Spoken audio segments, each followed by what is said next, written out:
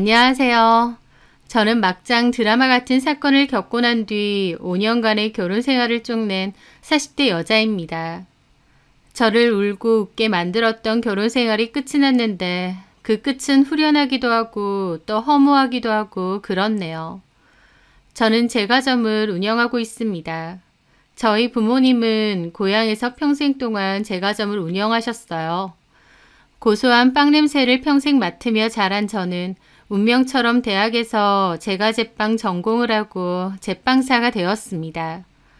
여러 유명 베이커리에서 일도 하고 경력도 쌓은 저는 고향으로 돌아와 부모님이 하시던 제과점을 물려받게 되었어요. 부모님은 저한테 물려주고 좀 쉬고 싶어 하셨기에 제가 본격적으로 맡아서 하게 된 것이죠. 저희 부모님도 실력 좋은 부부 제빵사로 원래 가게도 인기가 많긴 했지만 베이커리에도 트렌드가 있거든요.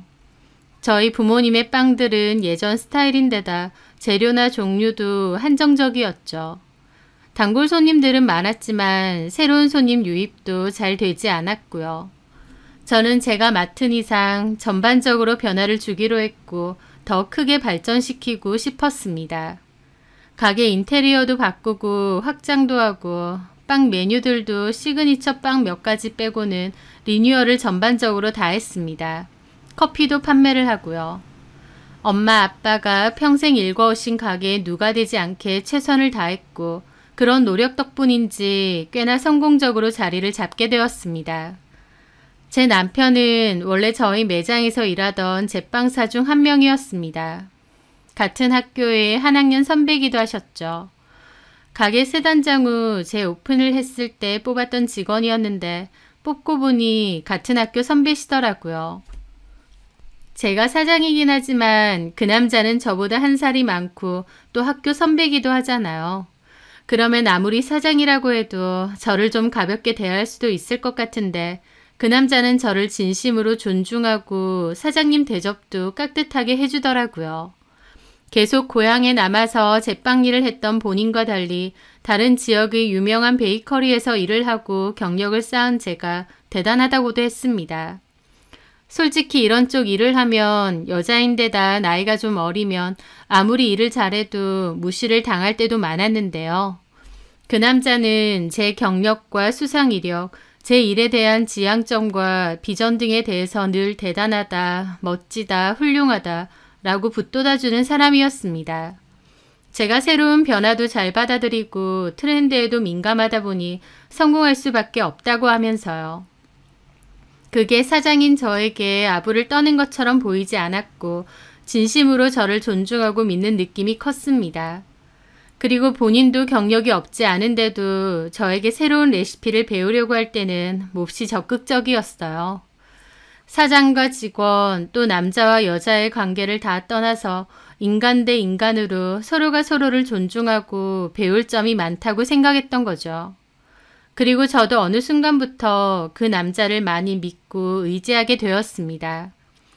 운영적인 부분도 그렇지만 심적으로도요. 서로 좋은 호감이 있는 상태에서 일을 계속 해오다가 어느 순간부터 자연스럽게 가게 밖에서도 만나고 연락도 주고받으면서 사귀게 되었어요. 8년 정도 같이 일을 했고 1년 정도 사귀고 결혼을 한 것이죠. 다만 저는 결혼 전부터 미리 일컬어둔 부분이 있었습니다. 바로 임신이 어려울 수도 있다는 거였죠. 한창 바쁘게 일을 할 때 배가 자주 아파서 병원 검진을 받게 되었고 자궁 쪽 문제가 있다는 것을 알게 되었습니다. 선천적인 자궁 문제였고 수술도 받긴 했는데 추후 임신은 어려울 수도 있다고 진단을 받았습니다. 임신이 아예 불가능한 건 아니지만 임신 확률이 일반 사람에 비해서는 많이 떨어지고 어렵다고 하더라고요. 그때 저는 일에 미쳐있던 상태고 딱히 결혼 생각도 없었기에 임신이 어렵다고 해도 별 생각이 없었습니다. 하지만 막상 결혼을 하려고 보니 그 생각이 먼저 들면서 걱정이 되더라고요. 저는 그 남자에게 제 몸 상태에 관한 얘기를 전부 다 했고 불가능한 건 아닌데 임신이 어려울 수도 있다는 얘기도 했습니다. 그리고 이건 예비 시부모님께도 미리 알려야 될 것 같다고 했죠. 그런데 오히려 그 남자는 차라리 잘 됐다며 결혼해도 애 없이 살자고 하더라고요. 결혼을 하면 아이를 왜 꼭 낳아야 되는지 모르겠다고 하면서요. 보통 남자들은 자기 자식을 갖고 싶어 한다고 생각했는데 그 남자는 특이하게도 자식을 별로 안 갖고 싶다고 했던 겁니다. 혹시 내 건강상의 문제 때문에 일부러 그렇게 말해주는 것이냐 물었는데 그 남자는 전혀 아니라고, 자기는 원래부터 결혼은 해도 자식은 안 갖고 싶었다고, 자식을 낳으면 해줘야 될 것도 많고 돈 들어갈 일도 많고 신경 쓸 것도 너무 많지 않느냐, 피곤할 것 같다고, 그래서 원래 결혼은 해도 아이는 안 낳고 싶었다라는 겁니다. 아이를 원하지 않는 남자와 임신이 어려운 저, 이렇게만 두고 보자면 차라리 천생연분이더라고요. 하지만 저는 그래도 부모님께 말씀은 드리라고 했고 그 남자는 자기 부모님도 괜찮다고 했다는 말을 전했습니다. 그렇게 저희는 결혼을 하게 되었고 아이 없는 딩크 부부로 살기로 했습니다. 같이 출근하고 퇴근하고 집에 같이 가고 쉬는 날은 함께 데이트하고 행복한 신혼생활이었어요. 저희 사이에는 아이가 없었기 때문에 오히려 더 편하고 자유로운 부분도 많았습니다. 두 사람 사는 거라 돈 나갈 일도 많지 않았기에 돈을 모으기에도 유리했어요. 제 가게가 잘 됐기 때문에 금전적으로 여유로운 것은 말할 것도 없고요. 또 결혼은 했지만 마치 연인처럼 사는 것 같아서 더 좋기도 했습니다. 그런데요, 한 5년 정도 지나고 나니까 아쉬운 부분이 생겨나더라고요. 남편보다 제가 더욱 그랬습니다. 제 아이를 갖고 싶다는 마음이 생겨난 것이죠. 지나가는 아이만 봐도 저도 모르게 예쁘다, 귀엽다 소리가 절로 나고 눈길이 자꾸 갔습니다. 부러운 마음도 들고요. 또 우리 부부 사이에 아이가 있었다면 어땠을까 라는 생각도 이따금씩 들었어요. 제가 이런 얘기를 하면 남편은 에이, 애 있으면 힘들어. 쉬지도 못하고 없는 게 속 편한 거야 라고 했습니다. 남편이야 확신의 딩크니까 아이는 없어도 된다고 하는 거겠지만 엄밀히 말하면 저는 임신이 힘든 상황인 거지 아이를 안 갖고 싶은 건 아니었으니까요.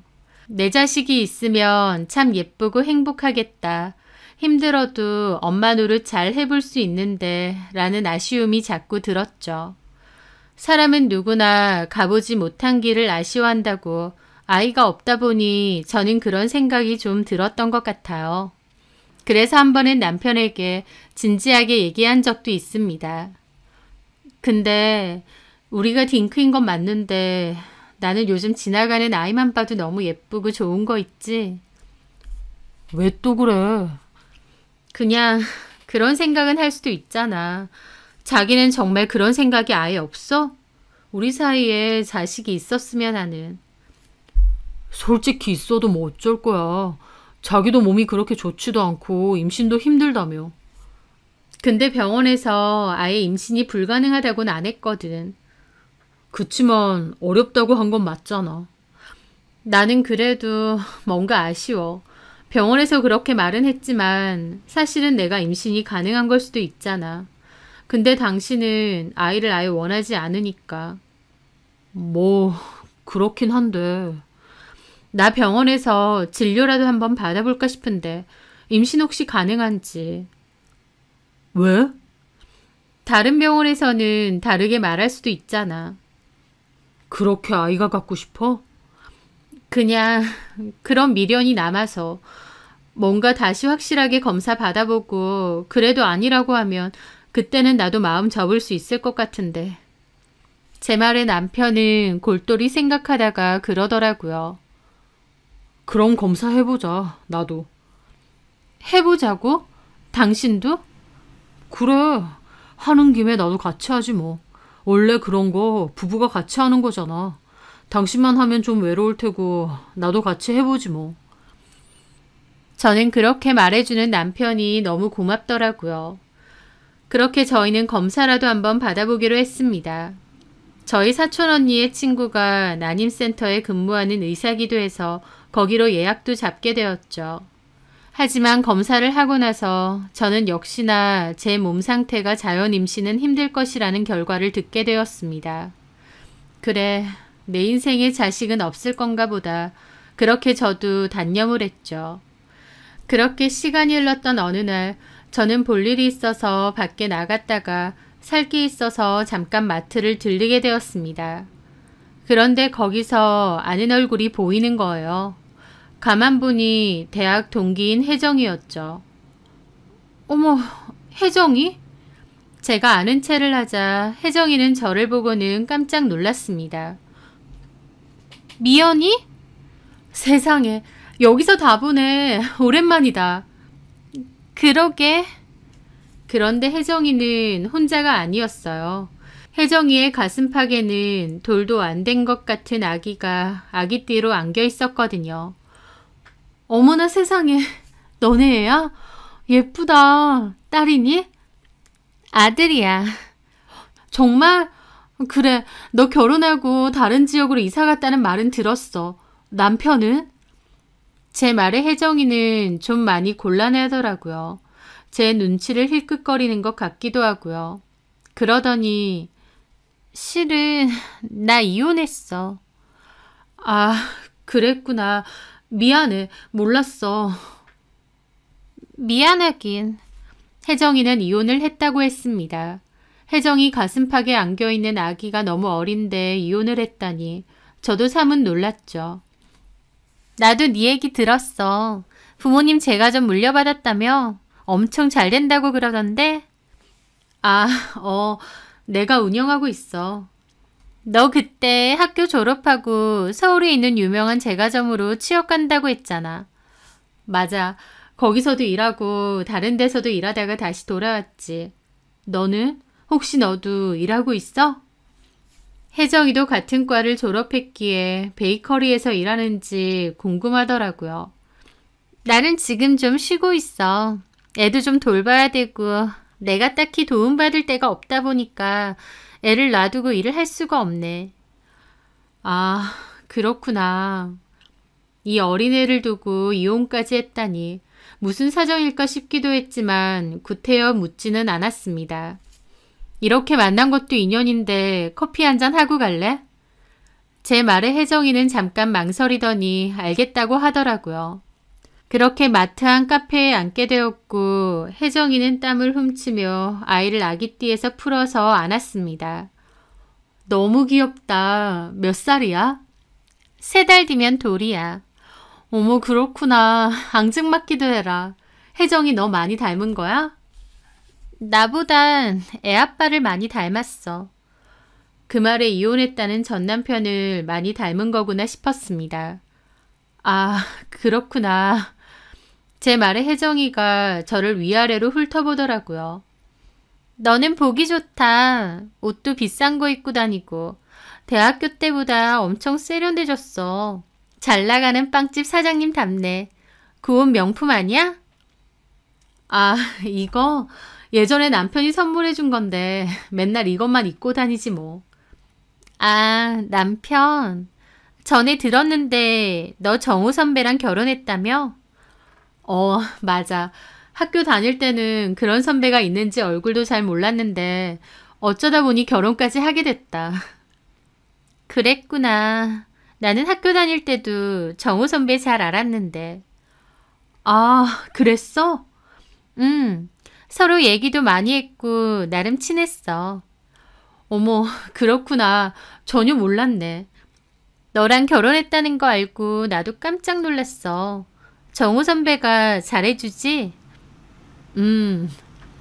너네 애는 없는 거야? 없어. 실은 내가 아이를 못 가져. 그 말에 혜정이 입이 살짝 실룩이더라고요. 아, 그래? 왜? 한창 바쁠 때 배가 너무 찌르듯이 자주 아픈 거야. 그래서 병이 있나 싶어서 병원에 가봤더니 자궁 쪽에 문제가 있다고 하더라고. 수술은 했는데 임신은 좀 어려울 거라고 하대. 그래서 혹시나 싶어서 얼마 전에 다시 검사를 했는데 역시나 자연 임신은 어렵대. 정우 선배는 뭘 하는데? 마침 우리 남편도 딩크를 원하는 거야. 그래서 우리는 그냥 딩크로 살고 있어. 애 없이. 그렇구나. 어쨌든 너 보기 좋다. 잘 나가는 베이커리 사장님이고 듣자 하니 2호점도 낸다던데. 저는 그 말에 깜짝 놀랐습니다. 2호점 얘기는 저희 가족들한테 말고는 한 적이 없거든요. 그런데 혜정이가 알고 있더라고요. 어? 그걸 어떻게 알았어? 아, 건너서 들었어. 그래? 내가 누구한테 얘기했지? 장사가 그렇게 잘 되면 2호점도 내야지. 보통 그렇게 하잖아. 그런가? 아, 나도 나중에 일해야 되는데 지금은 당장은 애가 있으니까 그것도 쉽지가 않네. 친정 부모님은 멀리 계셔?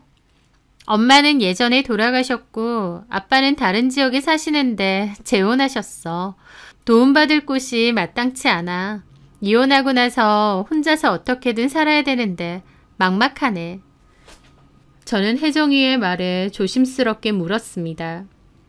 무슨 이유로 이혼했는지 모르겠지만 전 남편한테 양육비 같은 건 안 받아?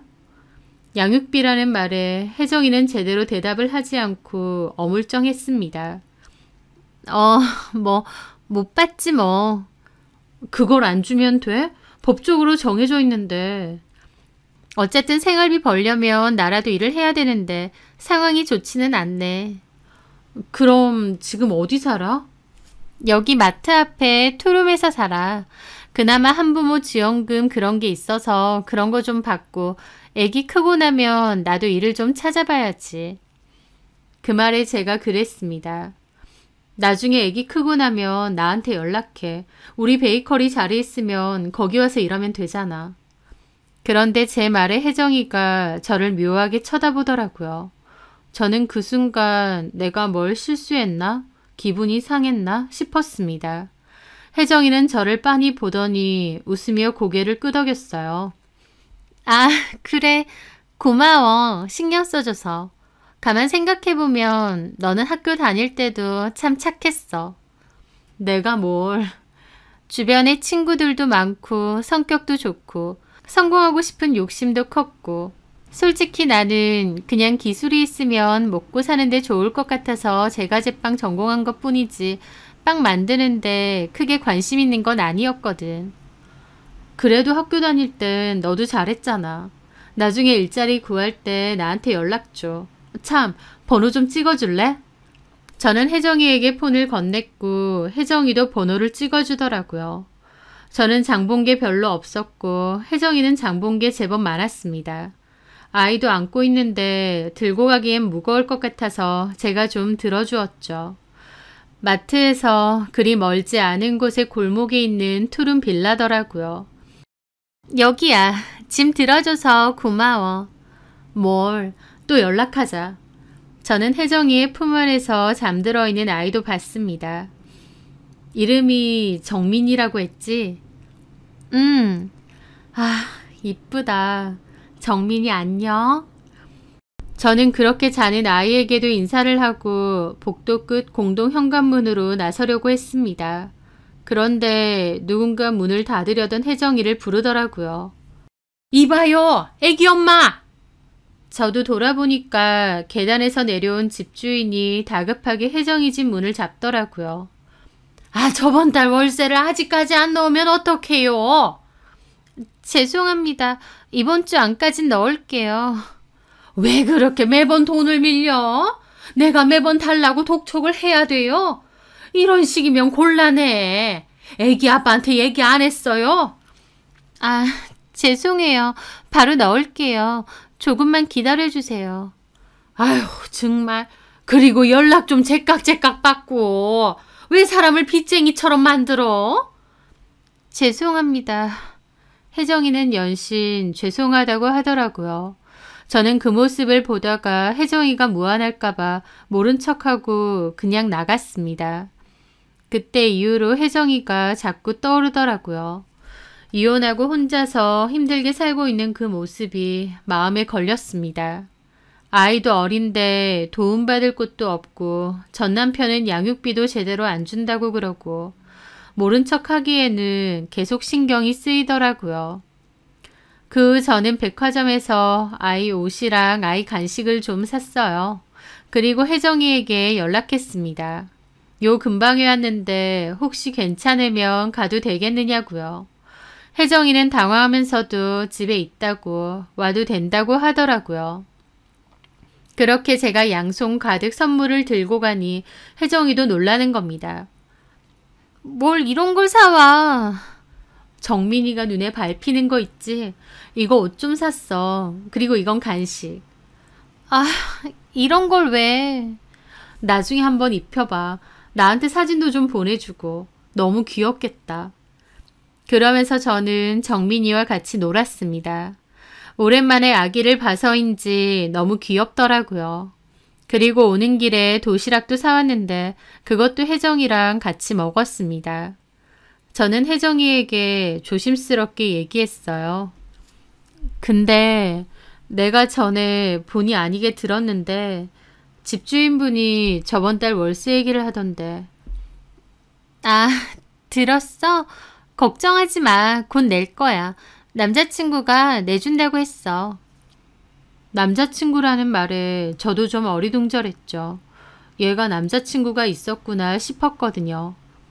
아, 실은 저번에는 말 제대로 못했는데 우리 정민이 전 남편애 아니야. 이혼하고 가진 애야. 나 남자친구가 있어. 아, 그래? 사정이 있어서 같이는 안 사는데 어쨌든 애기 아빠가 있어. 그렇구나. 근데 아까 그걸 왜 물어? 너 혹시 내 월세라도 도와주려고? 혹시 너 사정 어려우면 좀 도와줄까 싶기도 했지. 제 말에 혜정이는 표정이 묘하더라고요. 그러더니 고마워 말이라도. 그런데 나 사는 거 그렇게 어렵지 않아. 네가 보기엔 내가 좀 사는 게 구질구질해 보일 수도 있겠지만 아니야. 무슨 그런 말을 해. 나는 그런 뜻이 아니라. 어쨌든 나 그렇게 힘들진 않아. 남자친구가 월세도 매번 내주고. 걱정하지 마. 잘됐다. 저는 혹시 혜정이 사정이 어려우면 월세를 좀 도와주려고 했습니다. 친구니까 얼마든지 도와줄 수 있다고 생각했거든요. 하지만 혜정이는 괜찮다고 남자친구가 도와줄 거라고 거절하더라고요. 그래도 도움받을 수 있는 남자친구라도 있고 애기 아빠도 있다고 하니 좀 안심도 됐었죠. 저는 그 후에도 한 번씩 혜정이와 연락을 주고받았고 혜정이도 저에게 한 번씩 연락을 했습니다. 저는 반찬 같은 거 만들면 혜정이 목도 더 만들어서 따로 전해주기도 했고 아이 필요한 것도 종종 사주었죠. 애기 키우다 보면 본인 밥도 못 차려 먹는 일이 많다고 해서 일부러 그렇게 한 것이었습니다. 제 딴에는 대학교 때 친했던 친구가 힘들게 사는 걸 보니 신경이 쓰이기도 했고 이왕 이렇게 다시 만난 거 연락하며 잘 지내고 싶기도 했거든요. 그런데 얼마 뒤 저는 몹시 황당한 일을 마주해야 했습니다. 그때는 한창 2호점 공사를 시작하고 있었을 때였고 저는 본점과 공사 중인 2호점을 오다니며 바쁠 때였어요. 그러다가 은행에 갈 일이 있었고 간 김에 오랫동안 하지 않았던 통장 정리를 다 하게 되었죠. 제 거 하는 김에 남편 명의의 통장들도 다 들고 가게 되었습니다. 그런데요. 남편 통장을 정리하다가 남편이 정기적으로 60만 원을 어떤 곳에 이체했다는 것을 알게 되었습니다. 날짜는 규칙적이지 않았지만 60만 원이라는 금액은 똑같더라고요. 게다가 받는 사람의 이름 때문에 저는 멈칫할 수밖에 없었습니다. 왜냐면 받는 사람의 이름이 조혜정이라고 되어 있었거든요. 이혼하고 혼자 아이를 키우는 제 친구 이름이 바로 조혜정입니다.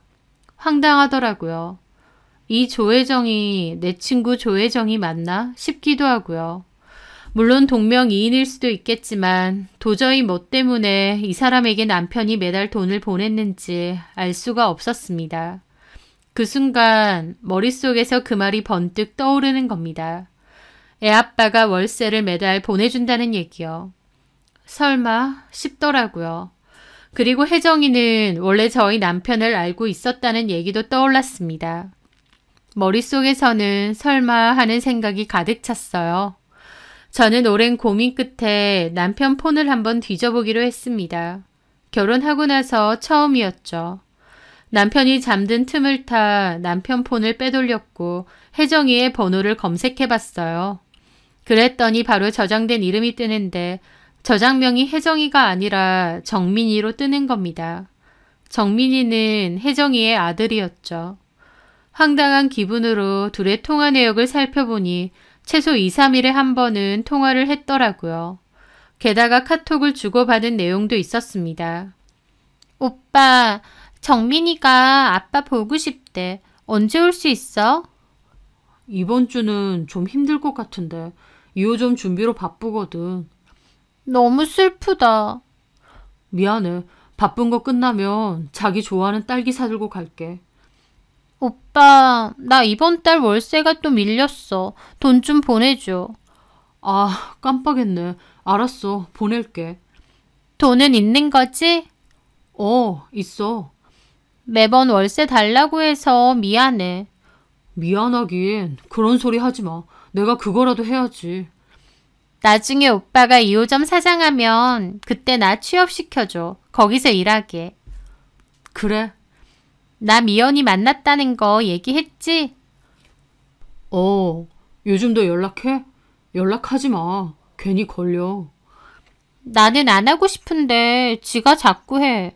반찬 준다고 하고 지네 가게에서 안 먹는 빵 갖다 주고 필요 없다는데도 자꾸 그래. 강미연, 나 이혼하고 혼자 애 키우고 산다 하니까 동정하는 것 같아 짜증나.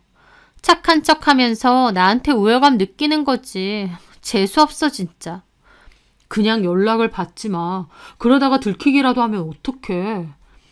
들키면 어쩔 수 없지 뭐. 우리 정민이 오빠애라고 말해버리지 뭐. 아직은 안 돼.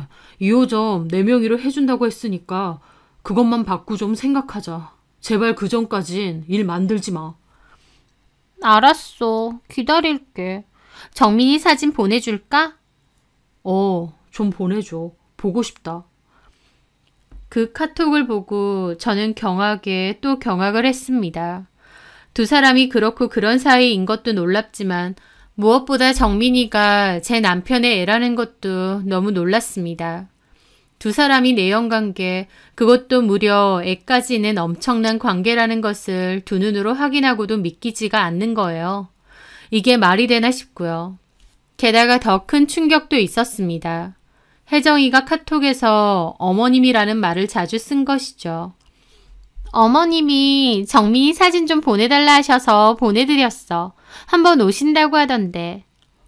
엄마도 많이 보고 싶으신가 봐. 어머님 모시고 한번 와. 정민이 보여드리게. 알았어. 대화 내용을 유추해보니 남편이 바람을 피우는 것을 시어머니도 알고 계신 듯 했습니다. 정말 경악 그 자체였죠. 제가 남편에게 속고 있는 게 몇 개인지 셀 수가 없을 정도였습니다.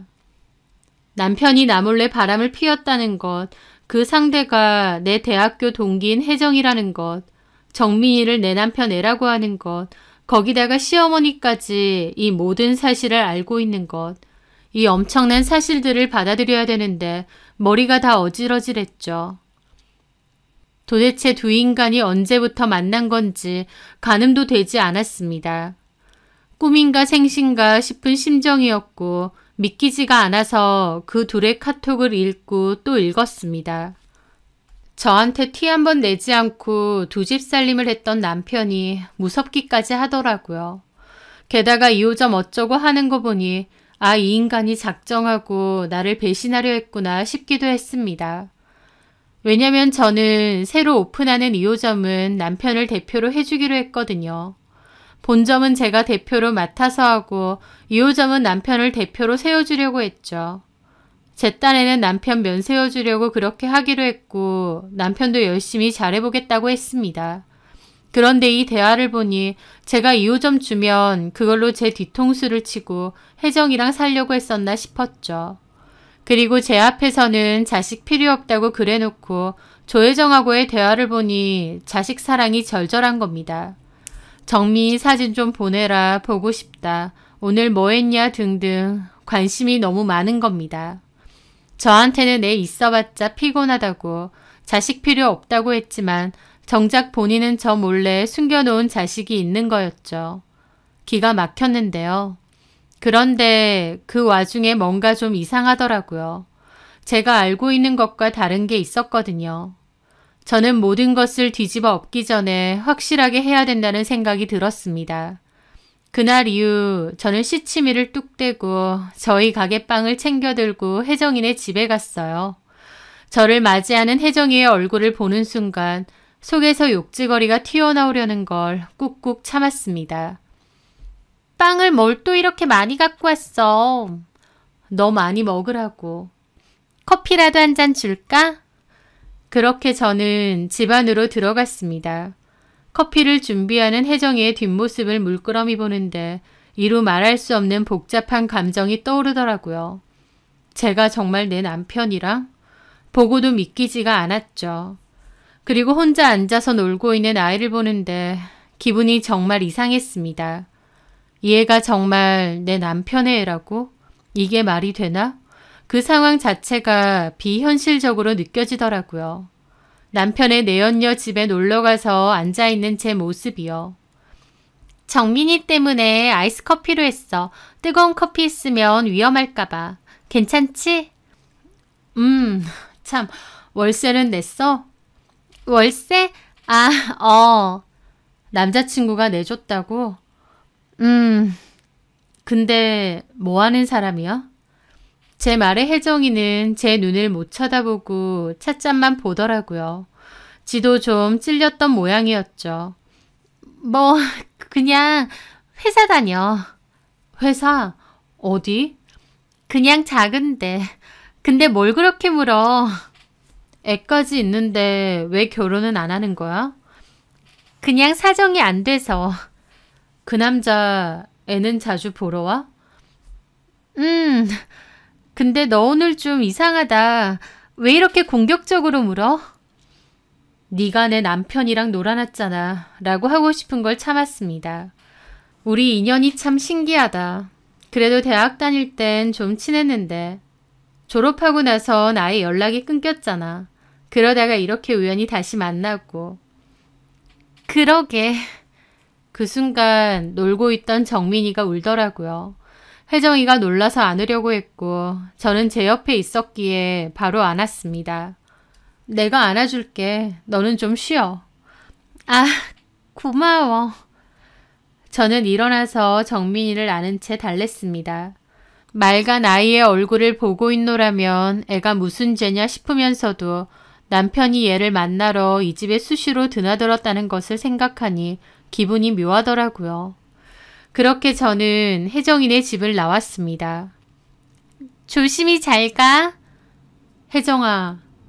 응? 너 나한테 할 말 없니? 그 말에 혜정이의 눈에 동공 지진이 일어나더라고요. 뭐가? 나한테 뭐 할 말 없느냐고. 그러니까 뭐가. 떠보지 말고 그냥 얘기해. 저는 그냥 웃었습니다. 아니다. 갈게. 애기 잘 때 너도 좀 쉬어라. 그렇게 저는 그곳을 벗어났습니다. 뒤통수에선 혜정이가 저를 쳐다보고 있는 시선이 느껴지더라고요. 그렇게 일주일 후 남편은 동창 모임이 있다고 일찍 가게를 떠났어요. 저는 남편과는 시간차를 두고 가게에서 나왔습니다. 그리고 곧장 시댁으로 향했어요. 그날은 제가 모조리 엎으려고 결심한 날이었거든요. 제가 연락도 없이 갑자기 집에 오니 몹시 놀라시더라고요. 미연아, 네가 어쩐 일이니? 정호는? 저는 어머님 얼굴을 가만히 봤습니다. 아무렇지 않은 얼굴로 나를 속이고 있었다는 게 참 기가 막혔죠. 어머님, 저랑 같이 가실 때가 있는데요. 어딜? 어디긴요. 조혜정 집이죠. 조혜정 누군 줄 아시죠? 그 말에 어머님, 어머 하고 놀라시는 겁니다. 다 알고 있었니? 네, 남편도 그리로 간 것 같은데 저랑 같이 가시죠. 단판을 좀 지어야 될 것 같은데요. 예, 미연아, 잠깐만 있어봐라. 일단 우리끼리 먼저 얘기를. 무슨 얘기요? 어떻게 어머니까지 이러실 수 있으세요? 그 여자네 집도 찾아가고 애도 봤다면서요. 제 말에 어머님 아무 말도 못하시고 있더라고요. 제가 얼마나 기막힌 심정인지 아세요? 조혜정, 제 대학교 친구예요. 그런데 정호 씨랑 바람났대요. 게다가 어머님도 알고 있고. 이게 말이 되나요? 어떻게 어머님까지 이러실 수 있어요? 아이가 있다잖아. 어떻게 그럼? 어쨌든 내 손주라는데 안 밟히냐고. 나도 처음에 정호가 그 얘기를 하는데 미친놈이라고 욕을 했다. 내 아들이지만 너 제정신 아니라고 아주 후두려 팼어. 미연이가 알면 어쩌려고 그러냐고. 내가 속이 아주 뒤집어졌다. 그런데요? 아니 근데 애가 있다는 거야. 처음에는 골치가 아팠지. 그냥 바람난 거면 정리하라고 말하려고 했어. 아니 근데 애까지 있다는 거야. 너 모르게 내가 어떻게든 수습하려고 했어. 그래서 걔집도 찾아간 거다. 근데 막상 갔더니 우리 정호 아들이라고 내 눈앞에 들이미는데 마음 약해지더라고. 너네 딩크 부부인지 뭔지 애 없이 살기로 했다고 했을 때 우리도 그러라고 했지.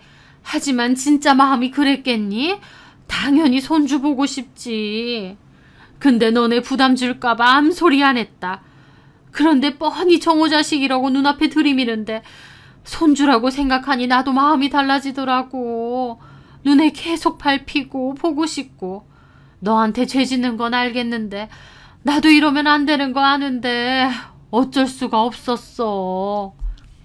어머님, 아무리 그래도 이건 아니죠. 어떻게 다 짜고 저를 속일 수가 있으세요? 내 입장 대봐라. 마냥 모른 척 할 수가 없다.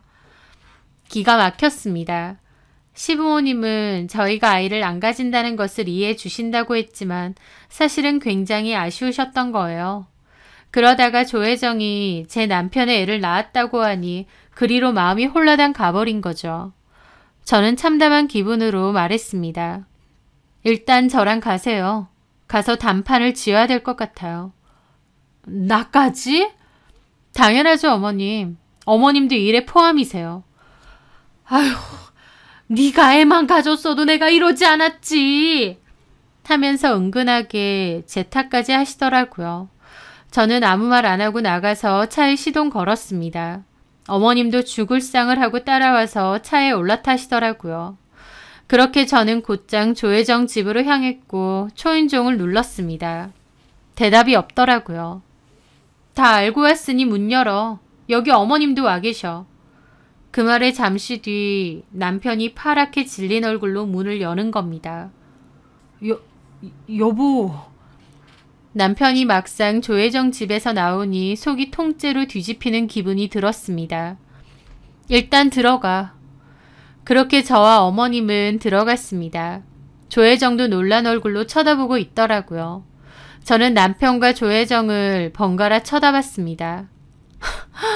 기가 막혀 말이 안 나온다. 내가 살면서 이런 일을 겪을 줄은 몰랐네. 여보, 내가 지금 당신 때려도 할 말 없겠지? 저는 그 앞에서 남편 싸다기를 때렸습니다. 어머님도 소리는 지르셨지만 저지른 죄가 있으니 말리지도 못하시더라고요. 그런데 조혜정이 야 그만해! 정민이도 다 보잖아! 애 앞에서 이게 무슨 짓이니? 라는 겁니다. 그 말에 기가 막히더라고요. 너도 맞을래? 뭐라고? 친구 남편하고 놀아나서 애까지 낳은 주제에 무슨 할 말이 있어서 떽떽거리고 있니? 네가 인간이야? 제 말에 혜정이는 아무 말 못하더라고요. 나는 그것도 모르고 너 도와주려고 그랬는데. 누가 도와달래?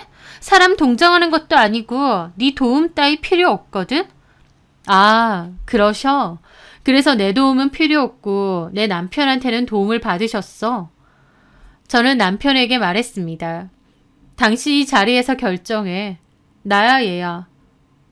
어? 지금 바로 결정하라고. 남편은 한장스러운 얼굴이더라고요. 그 순간 혜정이가 남편을 붙잡았습니다. 오빠, 우리 정민이 생각해. 정민이. 미연이 쟤는 오빠 없어도 잘 먹고 잘 살아. 근데 나는 아니야. 나랑 우리 정민이는 오빠 없으면 죽어. 알잖아. 오빠, 우리 정민이 좀 봐. 응? 하면서 울고불고 매달리는데 진짜 눈 뜨고는 못 보겠더라고요. 전 남편도 괴로운 척을 혼자 다 하고 있는데 지켜보는 저는 아주 연병을 한다 싶었죠. 남편은 아무런 대답도 못하고 제 눈치만 보더라고요. 대답을 못한다는 것 자체가 이미 조혜정을 선택한 게 아니겠어요? 그래서 제가 그랬습니다. 오케이, 알겠어. 너 조혜정이랑 살아. 내가 이혼해 줄 테니까. 제 말에 남편도 놀랐습니다.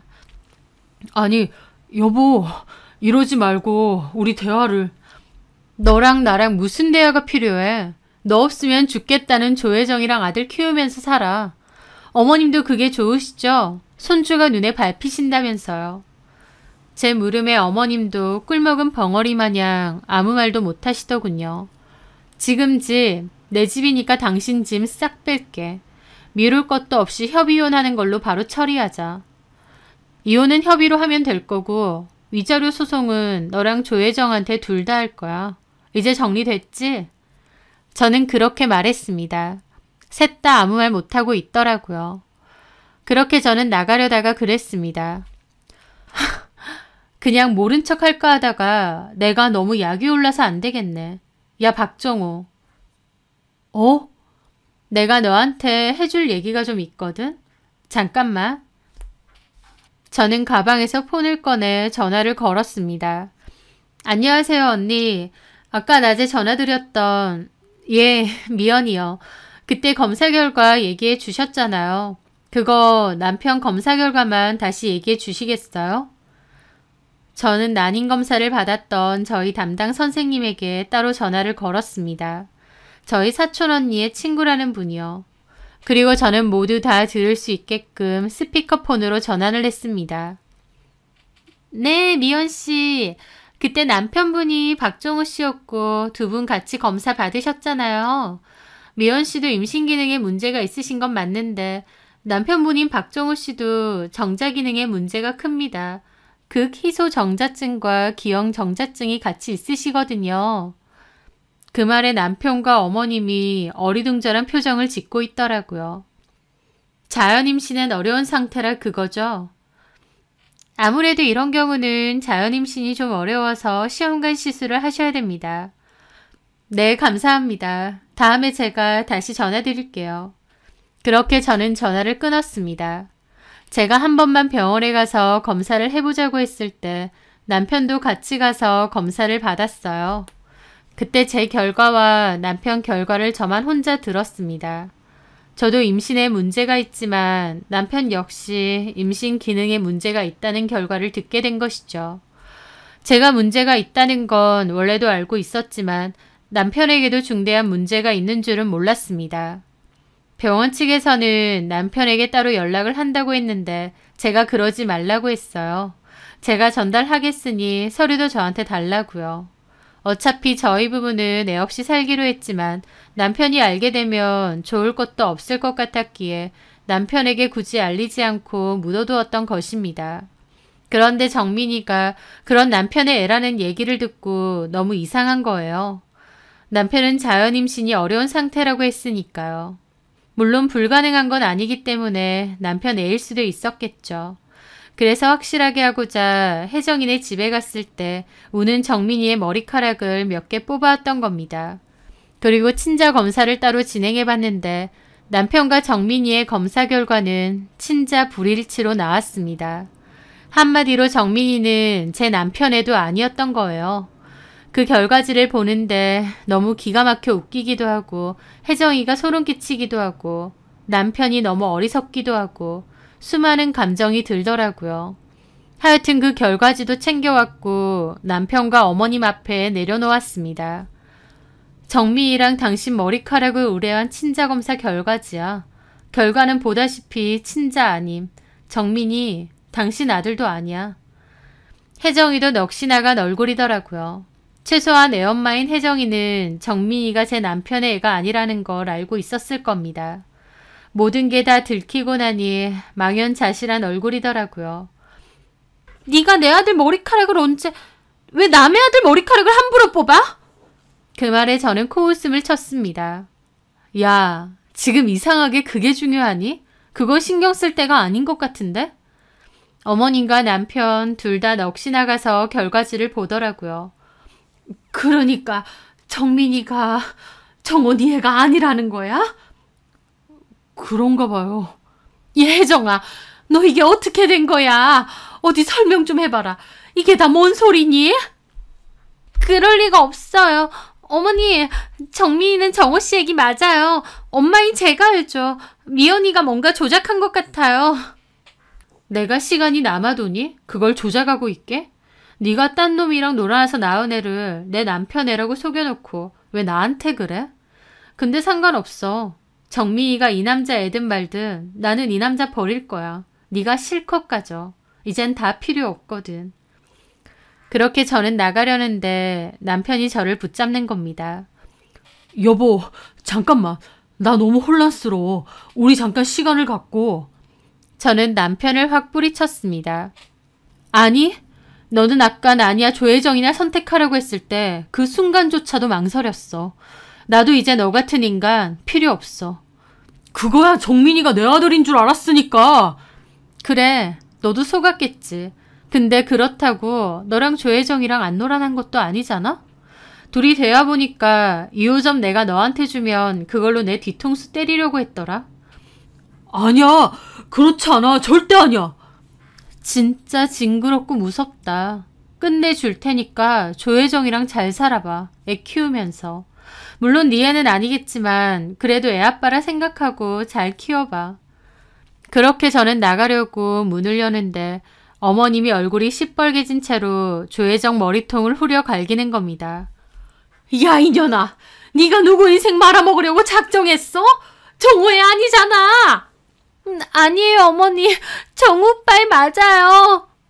결과지가 있는데 어디서 거짓말이야. 끝까지. 아이고, 이게 다 뭔 짓이냐.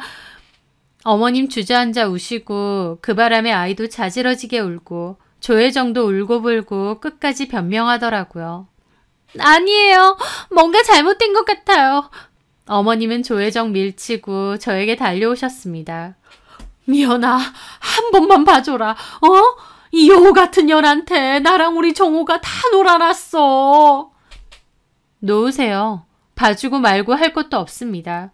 어머님 아들이 자진해서 바람핀 거고 제 뒤통수 때리려고 한 것도 다 맞아요. 어머님도 조혜정이 손주 가졌다고 하니 저 배신한 거 맞고요. 그 어떤 것도 억울할 거 없으세요. 그리고 이제 알아서들 하세요. 저는 이 난장판에서 빠질 겁니다. 여보, 잠깐만. 남편의 절규를 보면서 저는 그 집을 빠져나갔는데 남편이 이건 꿈이라며 발광을 하는 소리가 등 뒤에서 들리더라고요. 아주 놀고 있다 생각하며 유유히 그곳을 벗어났습니다.